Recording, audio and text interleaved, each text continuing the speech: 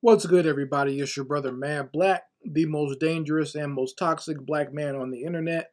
And I am black up in your face again with some more pro black commentary. Now, I might be the most dangerous and most toxic black man on the internet, but I know who really is the most dangerous and most toxic male in the universe, and that has to be Ezra Miller. Okay? And apparently, since the release of this new Flash movie that Ezra Miller is going to star in, I guess all is forgiven. Okay, it doesn't. I guess it doesn't matter that he's kidnapped young ladies, he's choked out some young ladies, he's run up into people's hotel rooms, he's busted women's heads open with chairs and whatnot. It doesn't matter. Okay, all that matters is that he is in this new Flash movie, and people are going to love it. And apparently, they love the trailer. They've been waiting to see it, and it's going to come out. And he'll probably walk the red carpet and everything else, and no one's going to ask him any questions at all. Now, Will Smith slapped Chris Rock at the Oscars, and people were talking about taking away Will Smith's career. He's been banned from certain areas. Ezra Miller's not banned from anywhere.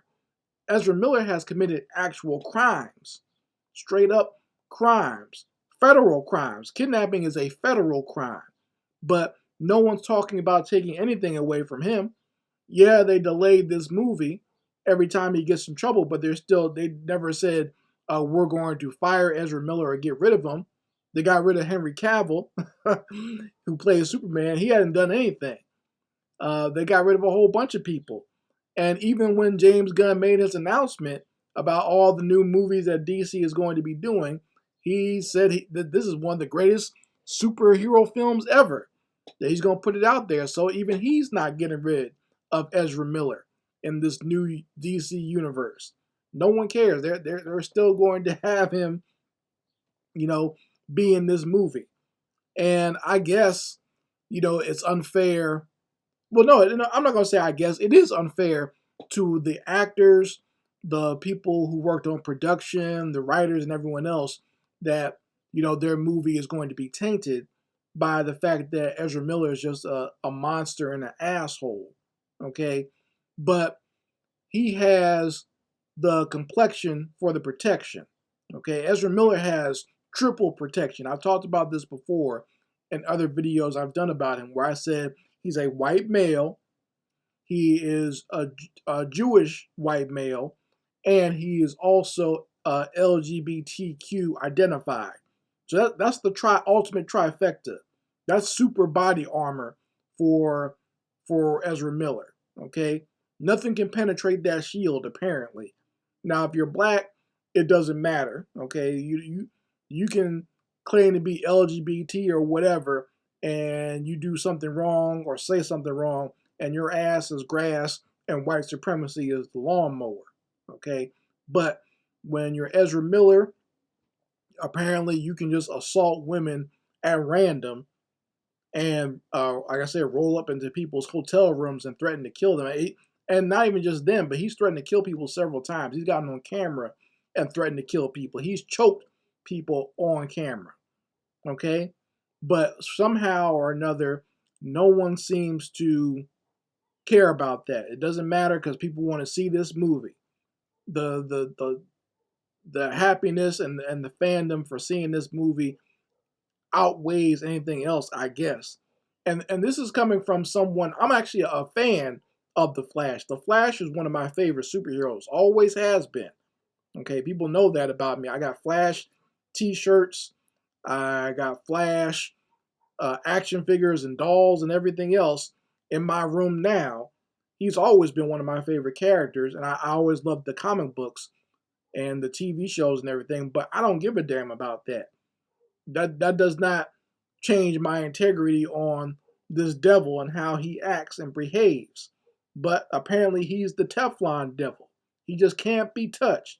I'm almost wondering, is there a fourth component in Ezra Miller's protection? Like, is he like the grandson of some like higher up in the Illuminati or something like that? Like, is he a Rothschild or a Rockefeller secretly that I just don't know about? Because it seems unreal to me that he does all the stuff that he does and gets away with it. And he can just give a little flippant BS apology and just gets away with it. But, I shouldn't be surprised because other people have done the same thing. Charlie Sheen it was basically giving people AIDS. Sean Penn beats up people in airports and whatnot and abused Madonna when they were dating, but no one seems to care about that. Who else? Russell Crowe has beaten people up with his phone and whatnot, hitting people upside the head with his phone and was fighting people all around the world and whatnot. But that seems to be okay. These white guys can just basically commit acts of terror and murder and get away with it. Hell, Alec Baldwin shot somebody, shot two people and killed one of the people. And I'm interested to see how that trial goes, because obviously Alec Baldwin has violent outbursts, But once again, Will Smith, they crucified that Negro. He gave them all the rope that they could use to hang him. Okay, I'm not really here defending Will Smith because I think he's a buffoon, but I'm acknowledging the hypocrisy of it all. Ezra Miller has been wilding out for a minute, for 3 years straight. No, 4 years. Because I forgot about it, because time gets blurry for me because I forget about how long the pandemic was and how long the quarantine was and stuff like that. He was wilding out then during the pandemic. So that's really the only reason why I think that initial story didn't blow up like it did, because it happened at the first story, or the first video where he's choking the girl out, happened like right when everything started shutting down because of the pandemic. And what was that? Was that 2019? So no, the 2020. Sorry about that. So yeah, he had choked somebody out like that February, but obviously it doesn't matter, because the pandemic happened, so that story kind of blew over, and he just kept wilding out, going to Hawaii, acting a damn savage, breaking into people's hotel rooms, fighting people at the karaoke night, getting arrested. Then he's kidnapping teenage girls off of like Indian reservations. I guess to white people that doesn't count because these women are all Native American, so it's okay, I guess, to kidnap someone if they're a Native American and like their parents just have to plead for help. But he had formed his own little cult and was talking trash on social media.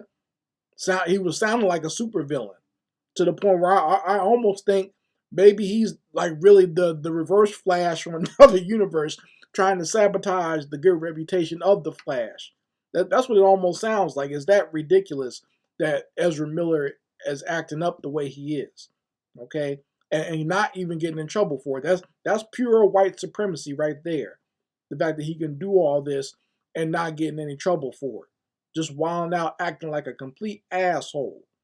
But you folks, let me know how you feel about it in the comment section. Are you going to waste your money on this Flash movie? I'm not. And like I said, I guess I would have been excited years ago, but now I just really don't care. I'm kind of divorced from a lot of these superhero movies anyway. But it's a shame because, like I said, I am an actual comic book fan. But when you got a damn modern day supervillain terrorist actually playing a superhero, it's almost it takes the luster off. I can't watch it now, because this guy is just acting like a complete monster and no one seems to care. Anyway, you guys let me know how you feel about it in the comments section. This is Mad Black, and I will be back with my foot on the devil's back.